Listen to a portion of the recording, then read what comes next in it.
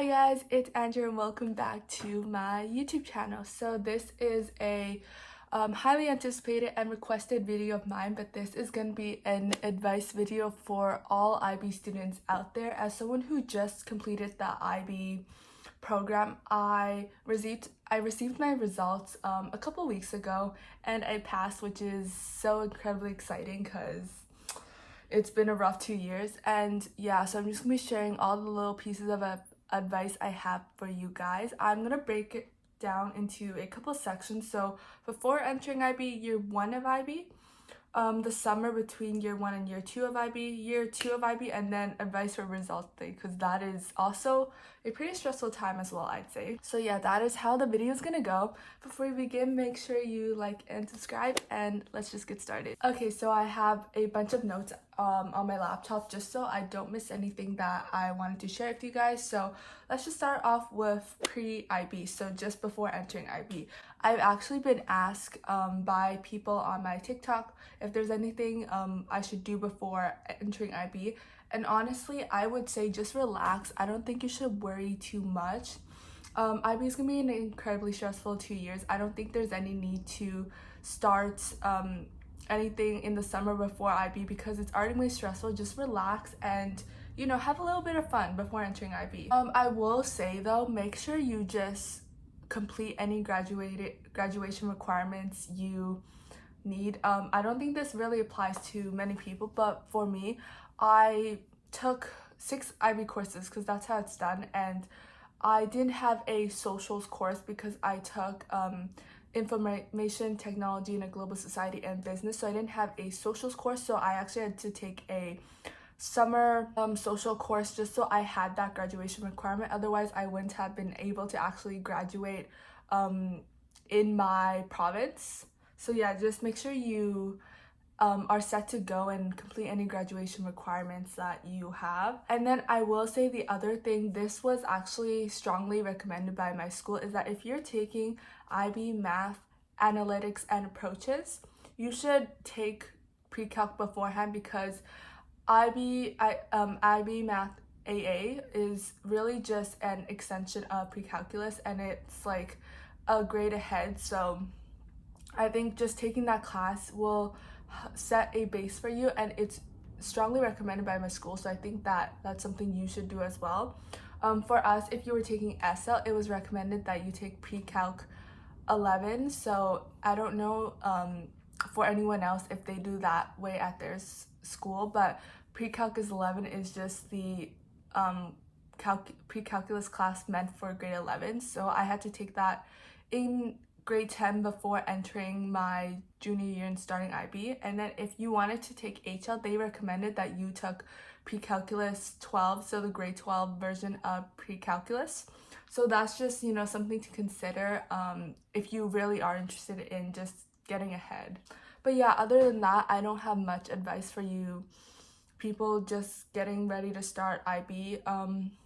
I will say good luck. It is a rough 2 years, but I would say I don't regret it at all. So just prepare yourself and know that's gonna be tough, but also it's gonna be very, very rewarding for you as well. Okay, so I'm gonna be moving on to the first year of IB. So I think this is where people get really excited because it feels like they're starting a new chapter, or for some people it's also a lot of nerves. So hopefully I can help you guys out with calming those nerves down by sharing little pieces of advice that I recommend. So first of all, if you're gonna be taking physical notes, make sure you take them with a notebook, because you have to remember that IB is a 2-year program. So taking notes on a sheet of paper, it's not gonna be really helpful, because if you lose them, then you won't have any notes to refer back on. So I highly recommend just getting a notebook for the entire subject and then making sure you write in that same notebook for the 2 years, so then you can look back and review while you're studying for your IB exam. So that's something that I think is incredibly helpful, because otherwise I know that a lot of people end up losing their notes. So yeah. And also I will say that I think it's highly recommended that you purchase a laptop in your first year of IB. And I say this is because you're going to be writing IAs, EEs, and all that stuff, and it's going to be incredibly hard to do so without a laptop, because with a laptop it's really convenient. You can do it, studying at the library, you don't have to go home and type it all up from a computer. So I think it's really helpful to just have a laptop. So for example, I was on the volleyball team, and whenever we had tournaments, I could just pull out my laptop and then type up my homework or whatever. It's really convenient, so I highly recommend you purchase a laptop. Oh, and another thing that I recommend, I didn't write it down on here, but now that we're going in the supply section, I also recommend you, if you take math, analytics, and approaches, make sure you get a graphing calculator because it is required for the exam. And I will put the one that I highly recommend over here.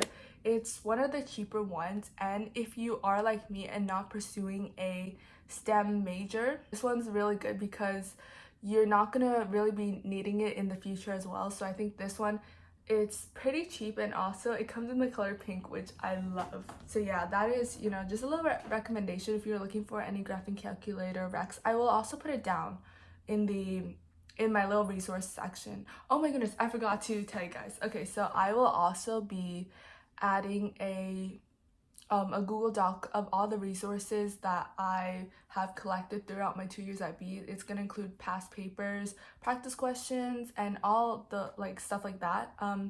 It's gonna be down below, and I will add in my graphing calculator recommendation as well down there. Okay, and then something else that I think you should prepare for is that just prepare for your marks to go down. Like if you were a straight A student in grade 10, prepare for them to just drop a little bit because IB is rough. But I also would say don't stress too much because most of the classes I've taken, they curve the grades. So if everyone does bad, then the average to get a good mark is pretty low. So don't worry about your raw grades that much. In my experience, it's always been curved, so I could fail a test and then still get a 4 or 5, so don't worry too much about that. Just know that the marks itself are probably gonna go down. And then I think something that I think would have really helped me if I had this advice is that when you're studying for tests, make sure you study from past papers. And I think this is incredibly helpful because this is concepts and questions that are actually gonna be tested on your test. So I think it's really nice to have that because it's a better way to study than just reviewing your notes and all that. And also some teachers do get lazy and they just give you past papers as the test papers. So if you prepare well, you might get the exact same questions, and that's happened to me before. But yeah, so make sure you study from past papers. Again, it'll be I'll have a resource link with some past papers down there, so you can check that out as well. And also just in general, IB resources, if you go to the Reddit community on if you go to the IB community on Reddit, there are so many resources out there. People there are really good at finding resources. So for example, they have May 2022, they might even have May 2023 resources out already, but yeah, they have a bunch of stuff, and really all it takes is a little bit of digging, and you could probably find something that is really helpful. For example, I don't know if any of you guys are taking business, but if you take business, you know that there is a case study, and people on Reddit actually created this whole Google Doc where everyone would pitch in and write notes on the case study. And yeah, so people do little things like that on Reddit. So if you go there, you might find some really helpful resources. And then also in year 1 of IB is where you start CAS, so creative service and activity. My biggest piece of advice on this is you don't have to go too hard to fulfill this requirement. You just need to do a little bit. Honestly, it shouldn't be taking up so much of your time, especially since you're gonna have so much school and just homework and studying to do. So I think my biggest advice for CAS is to take it easy. Do little things that you already do in your daily lives, because really CAS is pretty embedded in your life already, so don't go too hard. That's the biggest advice I have for that. Really, it's also just pass or fail as well, so I wouldn't stress out too much about CAS. And then just a couple of other things. If you find yourself really stressed out in the year 1 of IB, I'd say, just to warn you guys, it does get a lot harder in year 2. The workload is so much worse in year 2 because now you're working on IAs, your EE, and all of that.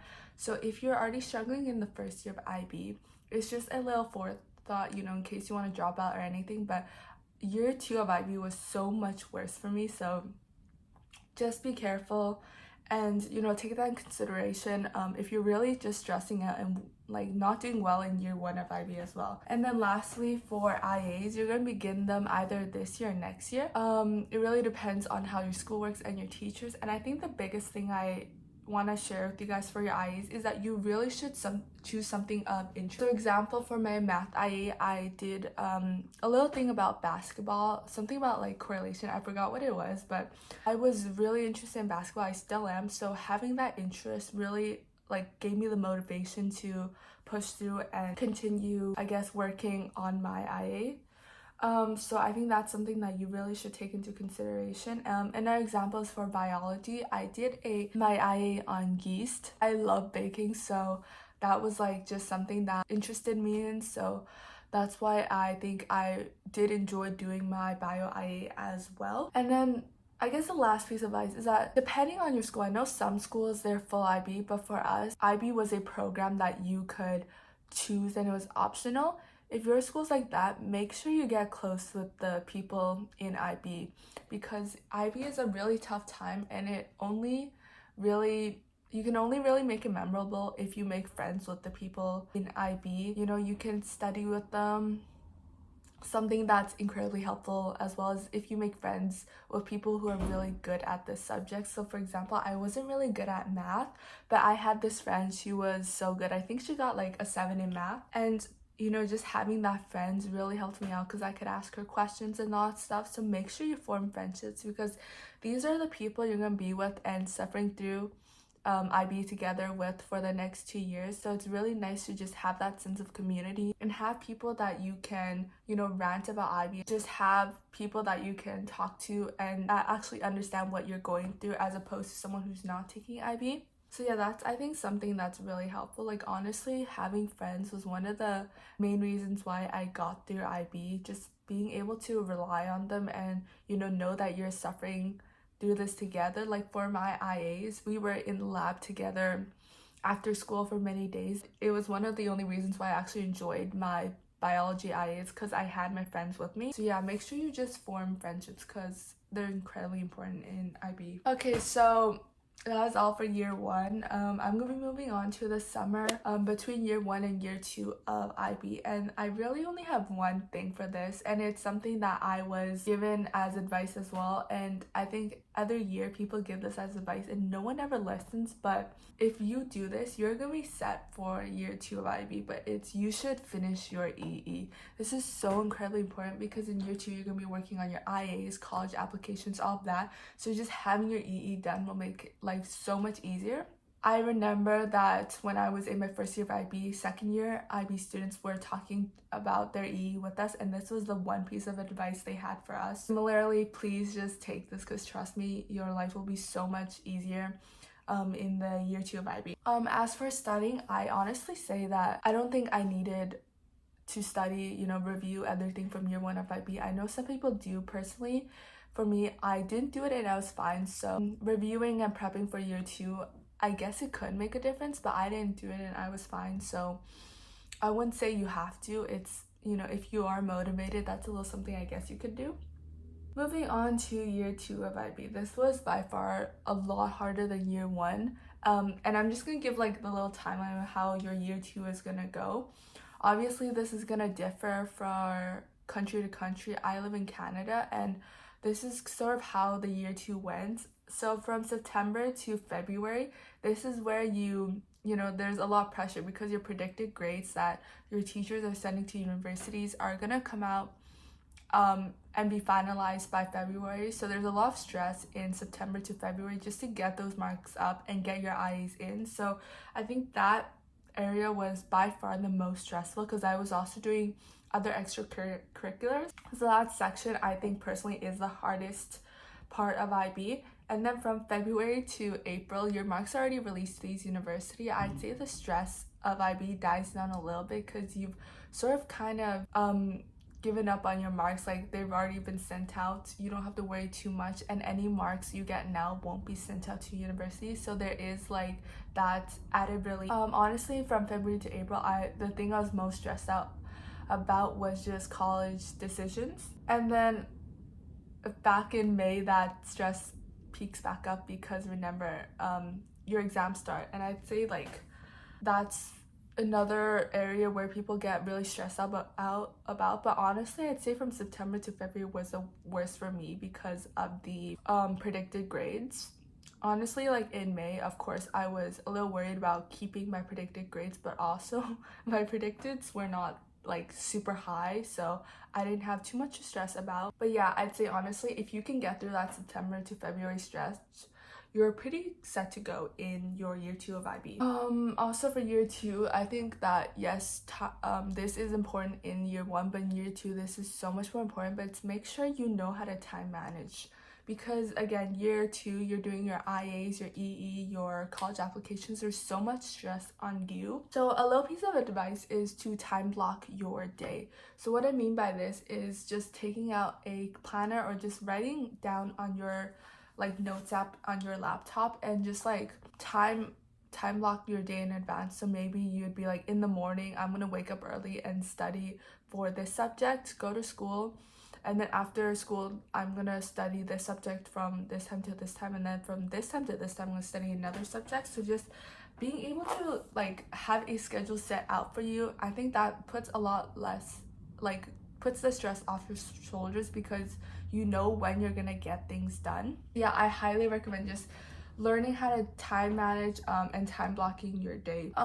Okay, so I have another piece of advice. This is specifically for science IAs. So I'm not a big science person. If you are, then I don't know if you'd want to take this advice.